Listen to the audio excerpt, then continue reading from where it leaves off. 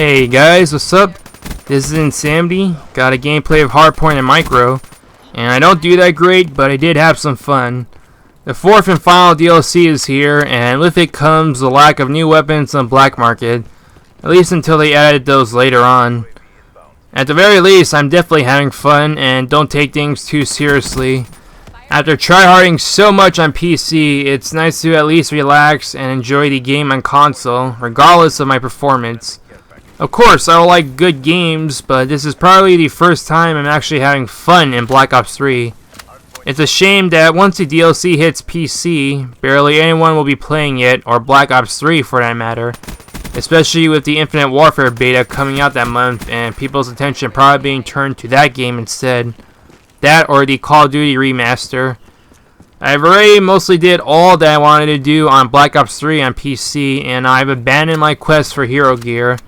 Mostly content with getting it on a Spectre Specialist. I have every weapon on PC, including all the black market weapons, minus the two new ones they added. 2 melee weapons, because people were just asking for those. And all the relevant ones have dark matter camo on them. I also completed the contract for the Underworld camo. And other than that, there's nothing left for me on Black Ops 3 besides having fun. So I'd rather do that and try hard on occasion. Also, zombies. The 4th DLC arriving on console was a great opportunity for me to just have fun on Black Ops 3. And I mostly enjoyed the map additions with the exception of the Outskirts remake. I don't know how many people would count Outskirts from World at War as one of their favorite maps in a game, but I'm really confused at the maps that are chosen for remakes. Bonsai and Outskirts are not maps that will make fan favorites from World at War, I imagine. 2 of my favorites were Airfield and Cliffside, and they already remade Cliffside on Black Ops 1. Airfield would have been a great map, not just because it was one of my favorites, but also because it's large, while the maps in Black Ops 3 have mostly been medium-sized with unneeded space to make them seem larger than they really are. And Airfield is a far more subtle take on the 3-lane map design philosophy that goes into the conception of all the maps in Black Ops 3. There aren't strict 3 lanes in Airfield. There's actually just 2 side lanes, with 1 middle lane being a wide open center with lots of space.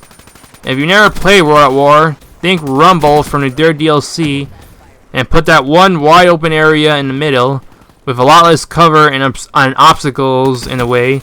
Stretch the map a bit, and that's sort of what Airfield is like.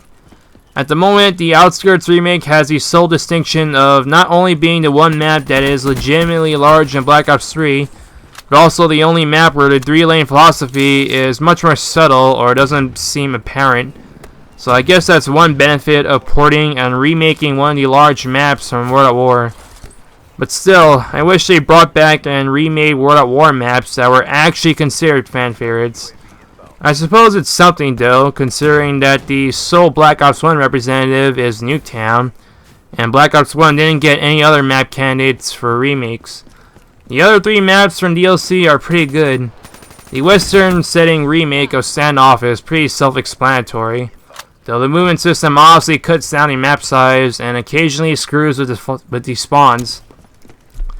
Because the Black Ops 3 maps in general are partially accommodating to sniping, I don't see Standoff as an opportunity to snipe anymore, though that might be a different story on PC, especially given the number of snipers I ran into on Black Ops 2 PC during Standoff.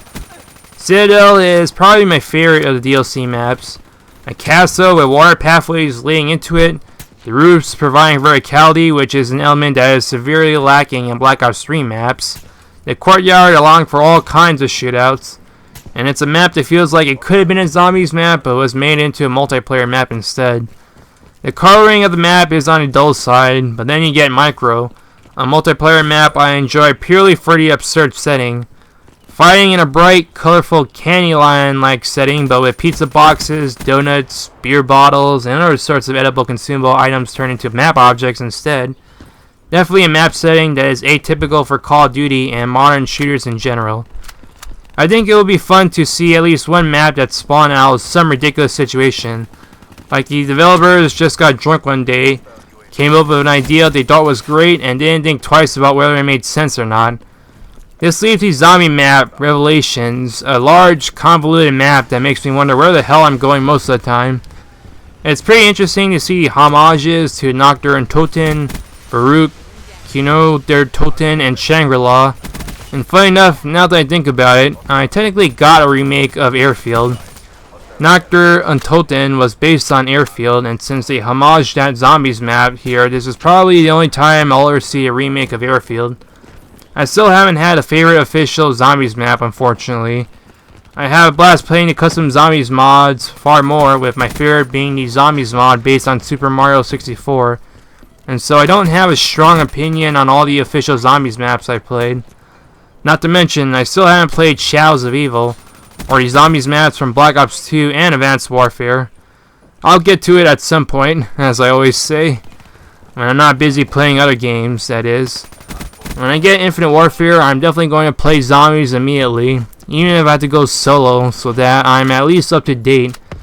It'd be nice for the zombies maps to go back to simpler times when you weren't worrying about picking up parts to build items and doing all sorts of random assignments for certain things to happen. Though I can't imagine Infinite Warfare will be any different. Overall, the 4th DLC was very enjoyable. I still need to push my levels up a bit so that I can work on the 6 attachment challenge for my RSA interdiction to have gold camo, and I can go get some sniping done. I see a lot more brave souls running around with sniper rifles on console, so perhaps I should get into some of that action too.